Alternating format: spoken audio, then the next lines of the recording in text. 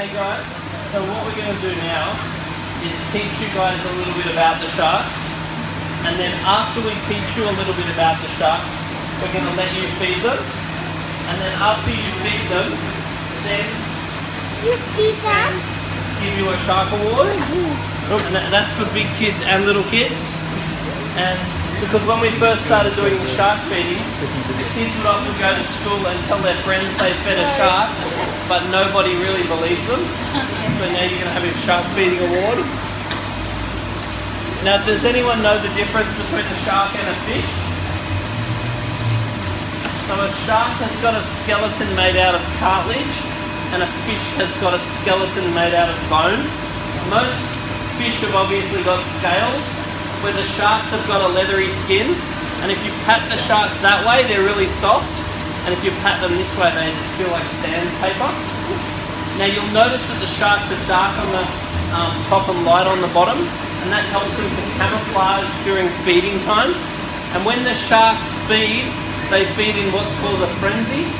And what a frenzy is they send out little electrical currents to each other to tell each other it's food time, because the more sharks feeding at one time, the more likely they can catch a fish, because it's very hard for a shark to catch a fish that they can eat. They normally try to grab a fish they can grab onto, and it's good to have another one around so they can rip it apart.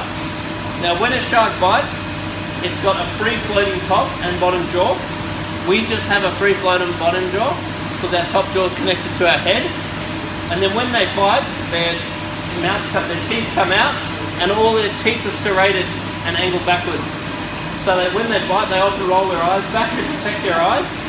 And when they bite in, it's quite hard to get out because the teeth are all angled backwards.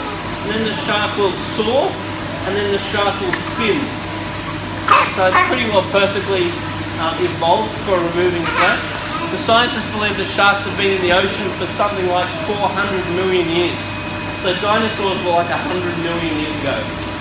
So they've been unchanged in that time. They're basically a perfect apex predator. So does anyone know how to tell the difference between a boy shark and a girl shark?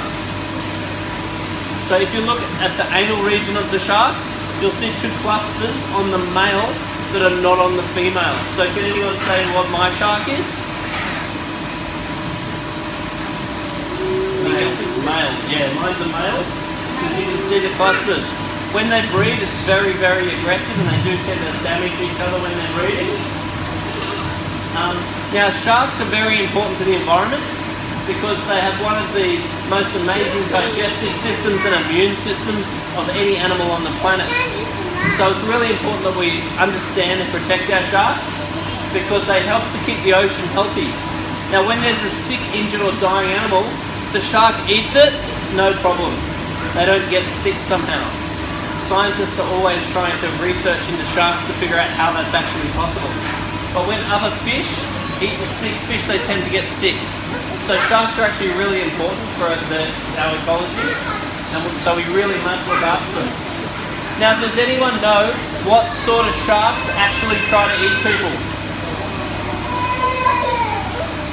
Well, we're actually really lucky that there's no species of shark that actually wants to eat us.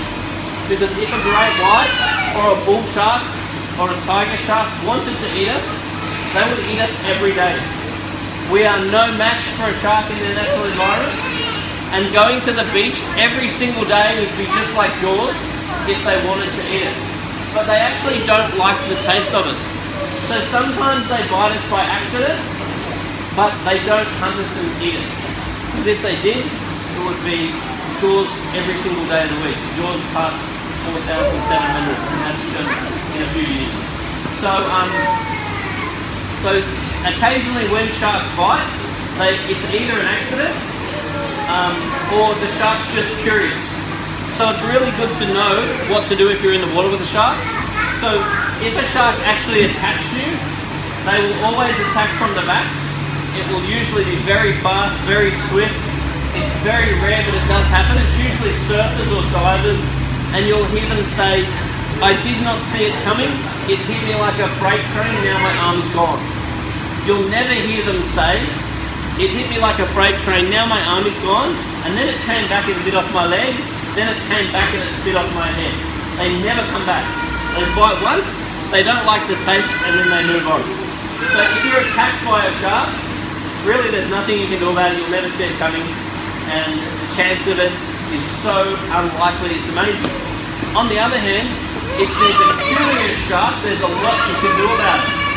So if you see a curious shark, the first thing is the shark will probably circle you. Now a circling shark is a non-aggressive behaviour. That's a curious behaviour.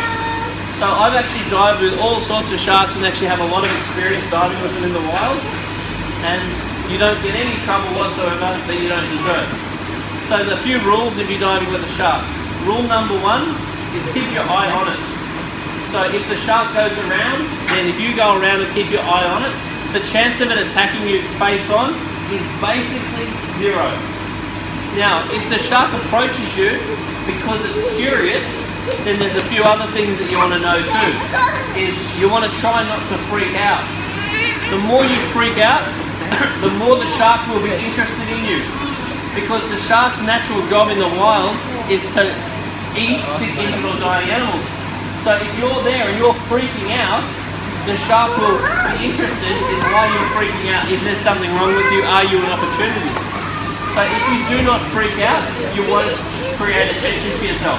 So if you just stay calm, keep your eye on the shark, the next thing you want to do is stay upright. Because most people attacked by sharks tend to be surfers, divers and people in this direction. If you're upright, you'll look much bigger than you are, and you will look less familiar to the shark to make them think it's identifying you. Then the next thing you need to know is the snout of a shark is full of some of the most sensitive sonar equipment in the world. Sharks have got a better understanding of navigating their environment than our Navy does. It's very, very complex set of transmitters in their snouts. So, no matter how small you are, no matter how big the shark is, if the shark approaches you and you punch it in the snout, you'll just see it like literally freak out, and then you can just push it away. The other thing is that if you're upright and a shark approaches you upright, it pretty much can't bite you. It'll bump you with its nose. If it turns side on, it's a bit more worried. Because if you see a shark go like that, but then you have a lot of time just to push it out of the way.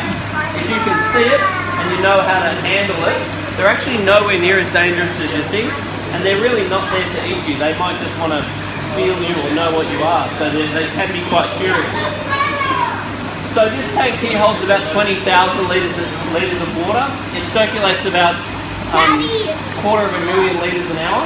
The filtration's up there if you want to go and check it out. That filter is big enough for most people to be proud of it being a huge fish tank. Now, does anyone know what fish that is? Nearly. So that one's called a mangrove jack. And a mangrove jack is a full fresh and full saltwater fish. So it's born up in the rivers in full fresh water, and then it will come down the river and out into the full saltwater as an adult. And then when it wants to breed or for big parasite or any other reason, it can come back into the full fresh water again. So that's a full fresh and full saltwater fish. It's a fisherman's dream because they're really yummy and they put up a really good fight. So fishermen love to catch them because they're super strong. Now, does anyone know what the big green one is? That one's called a Maori wrasse. It's a CITES listed fish.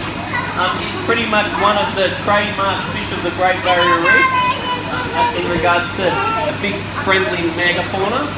If you're diving, it'll often come right up and swim with you. It's an absolutely beautiful, friendly, intelligent fish. It's like a big dog in a fish tank. It's got independently moving eyes, just like a chameleon. And if you look at it carefully, it's actually a really beautiful fish. It has a lot of subtle colour. Now, has anyone seen the eel in there? Yeah, I have. You have? Down there somewhere is a giant moray eel. I saw it because it was hiding in the cold. Yes, you would have. So a moray eel is a fish that it's a skinned fish, and it will slither in and out of the rocks. It loves eating any sort of crustaceans, small fish, octopus, anything like that. It's got two sets of teeth, one set for grabbing the food and one set for ripping the food. And eels are pretty much harmless unless you try to catch them, which is the case for basically most aquatic animals. My friend Lyle, who caught that one for me, years ago he was trying to catch a foray eel that he said was just like mine, and it hit him on the arm, and it curled around itself for leverage and ripped all the muscles off his arm. And he ended up getting like 270 stitches of microsurgery to put his arm back together. So the moral of the story with basically everything in the ocean is if you leave them alone, they leave you alone.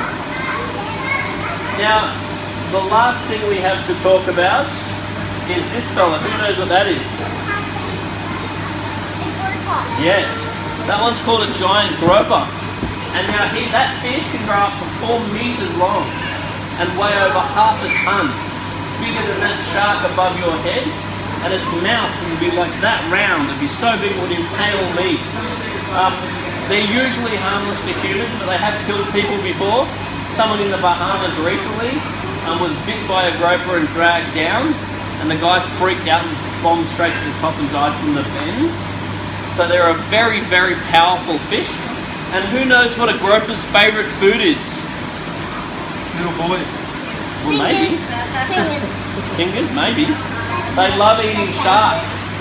So if you go on YouTube and write groper eats shark, you'll see some awesome videos of fishermen that are catching sharks bigger than my shark, and then up from underneath comes this massive fish that just swallows the shark whole, snaps the line and rocks the boat. They're an amazing animal. So they're also called Queensland gropers, bumblebee gropers, Goliath gropers. They're a very large bony fish, and they're super powerful. This one actually killed one of my sharks. I used to have a white reef shark in here, and I was doing a shark feeding show with heaps of kids, and one of the kids put the food in to feed the shark, and the gropers come up from underneath to grab the same food the shark grabbed, and we just heard this bang, and then the shark rolled off down the bottom because it got bit by the groper. And everyone's gone, oh, what's wrong with your shark? And I said, oh, he'll be alright. He wasn't alright. He was dead. He's actually a very, very powerful animal. And you'll see if he's hungry today. Because now when you come up to have a turn, if you don't want to use your fingers, we'll give you this. Now what you do with this is just pull on the end of it, and it will, you'll put some food in. Now big kids and little kids can have a turn. Now, if you put your fingers in the fish tank, this is not a very good idea, because there's a very good chance that somebody will bite you, because they will associate this with food. So you may get bitten, and that may or may not be very good advertising for me. But a lot of people ask, what would happen if you jump in? And to our experience, it's totally fine. So James has jumped in, and many people have jumped in this tank for many reasons, including my entertainment, and we've had no problem. So feel free to jump in, but as far as fingers, it's not a great idea. So when you have a turn, what we'll do, put a bit of bait on the end of here for you.